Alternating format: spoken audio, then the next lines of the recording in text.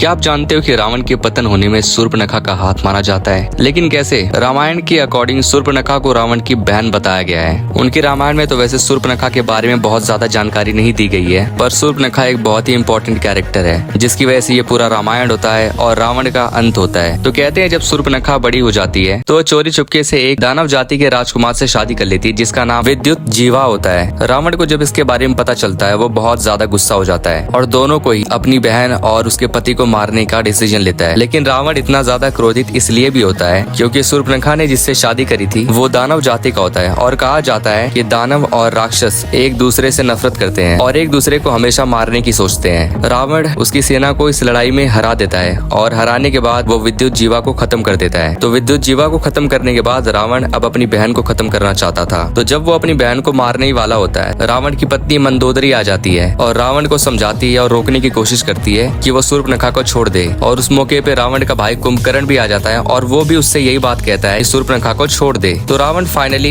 इन दोनों के कहने की वजह से शूर्पणखा को छोड़ देता है। मंदोदरी शूर्पणखा को वहाँ से जाने के लिए कहती है और कहती है कि तुम अपने लिए कोई दूसरा पति ढूंढ लो। शूर्पणखा वहाँ से चली जाती है और अपना जो समय होता है वो लंका के जंगलों और साउथ इंडिया के जंगलों में बिताती है। लेकिन शूर्पणखा ये बात कभी नहीं भूलती है कि उसके पति को मारने वाला कोई और नहीं उसका भाई ही है। तो जब राम जंगलों में अपना वनवास काट रहे होते हैं तो उसी जंगलों में शूर्पणखा एक सुंदर स्त्री का रूप धारण करके आती है। तो श्री राम को देखने के बाद वो मोहित हो जाती है और श्री राम के सामने अपना शादी का प्रस्ताव रखती है। लेकिन श्री राम उसे मना कर देते हैं। तो राम के मना करने के बाद वही प्रस्ताव शूर्पणखा श्री राम के छोटे भाई लक्ष्मण के पास लेकर जाती है और लेकिन लक्ष्मण भी उसके प्रस्ताव को मना कर देते हैं। शूर्पणखा को ये सुनने के बाद अब बहुत ज्यादा गुस्सा आता है। शूर्पणखा की बेइज्जती होने के बाद शूर्पणखा को बहुत ज्यादा गुस्सा आता है। तो अब शूर्पणखा अपने असली रूप में आ जाती है और वो देखती है सीता को और फिर वो सीता पे अटैक करने की कोशिश करती है। लेकिन लक्ष्मण उसे रोक देते हैं और लगभग सभी को पता है कि लक्ष्मण उसके नाक और कान काट देते हैं। शूर्पणखा गुस्से में बिल्कुल पागल हो चुकी होती है और वहाँ से चली जाती है। तो ये सब होने के बाद शूर्पणखा अपने भाई खारा के पास जाती है। तो शायद आपको खारा के बारे में पता नहीं होगा, पर कहा जाता है कि खारा ये भी रावण का ही भाई होता है, लेकिन ये लोग जंगलों में रहते थे। तो शूर्पणखा अपनी बेइज्जती के बारे में अपने भाई खारा को बताती है और उनसे वो ये बताती है कि मैंने सिर्फ उन दोनों के सामने अपनी शादी का प्रस्ताव रखा था। पर शूर्पणखा ये नहीं बताती है कि उसने सीता के ऊपर आक्रमण करने की कोशिश की थी। तो शूर्पणखा की बेइज्जती का बदला लेने के लिए खारा और दोशाना